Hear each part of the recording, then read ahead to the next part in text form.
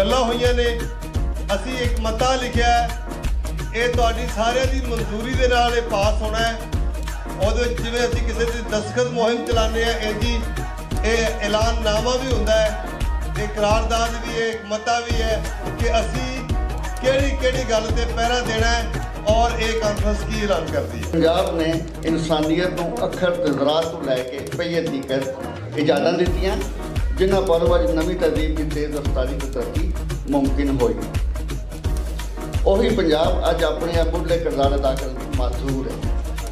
इसकी बुनियादी वजह यह है कि पंजाबी कौम दी जड़ां धरती तो कट के इनू अपना तरक्की पसंदाना किरदार अदा करने तो रोक दिता गया है। वो धरती जिथे कभी दुनिया के सब तो ज़्यादा पढ़े लिखे लोग मौजूद सन, उत्थे सरकार के सारे दाव्यां के बावजूद पढ़ता की शरह 30% तो ज़्यादा मुमकिन नहीं हो सकी, भावें सरकारी दावे के बारे कुछ भी कहते जाए। अज तो 200 साल पहला पंजाब अंदर फारसी के नाल पंजाबी की तालीम तो सिक्ख्या की जुबान होने पर पंजाब अंदर 90% लोकाई तालीम याफ्ता गिनी जाती सी, पर अंग्रेज़ के आमन नाल पंजाबी जुबान को तालीम तो दूर करके इत्थे हिंदुस्तानी या उर्दू राइज करने के नतीजे विच पंजाब अंदर पढ़े लिखे लोग घटते गए कि अज शर्मनाक दिक्कत घट चुकी है।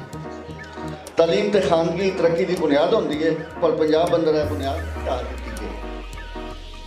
अज का पंजाब कौमां की तरक्की में अपना किरदार अदा करने की बजाय एक अजड़ ते हजूम बन गया होया है, जिहदे विच तासब, सोच नज़री, नफरत ते हर किस्म की मनफियत बढ़ती जा रही है।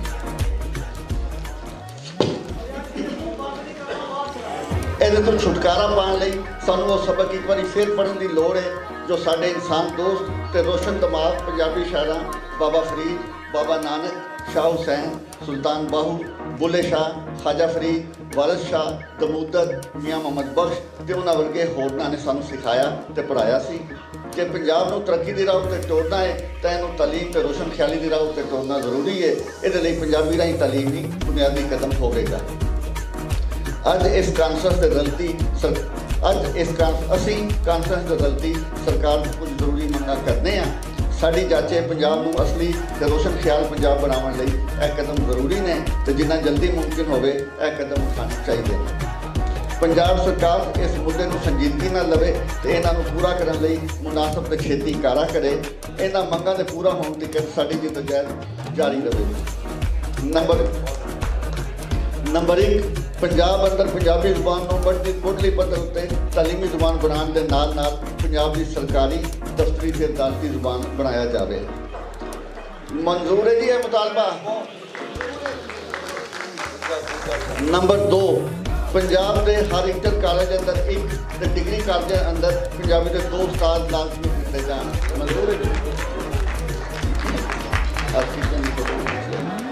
नंबर 3 पंजाब सरकार को लहजिया में वंडन, पंजाब सरकार पंजाबी जुबान को लहजे वंडन तो मुख्तलिफ लहजिया को बखरी जुबान करार देने की पंजाबी दुश्मन पॉलिसी खत्म करे। नंबर 4 मीडिया अंदर पंजाबी के हक बहाल किए जावन, सरकारी तौर पर मुकम्मल पंजाबी टेलीविजन चैनल कायम करके उहदे उत्ते सारे पंजाबी लहजिया को नुमाइंदगी दी जाए। नंबर 6 विदेशी हमलावरों के नावां की बजाय पंजाब में सड़कों, चौकों, इमारतों, बागां के होर पब्लिक प्रॉपर्टी के नाम पंजाबी सूफी बुजुर्गों के सूरमिਆਂ के नाम पर रखे जाए। नंबर 7 पंजाबी त्यौहार ते मशाइर के दिहाड़ सरकारी बंदोबस्त हेठ मनाए जाए। नंबर 8 सारी कौमी का दिता जाए। नंबर 9 पाकिस्तानी सरकार अवाम की आवाज़ बन के पूरी दुनिया के उचेचा फलस्तीन में इंसानी हकों की पामाली की निंदा करे। नंबर 10 पंजाब में साइन बोर्ड पंजाबी भी किए जाए, दूसरे जबान नाल पंजाबी। 12 आखिरी पंजाब में सरकारी पब्लिक मैसेज पंजाबी में किए जाए। पंजाब ने माजी कदीम दुनिया की तहजीब अंदर बड़ा तो नुमाया किरदार चाहिए है तो ये पंजाब अपना किरदार अदा करके ही मंजिल तक अपना सकता है। पूरा ऐलाननामा कोई इतफाक इख्तलाफ सारे कबूल है, इस तरह ही। बड़ी ही मेहरबानी।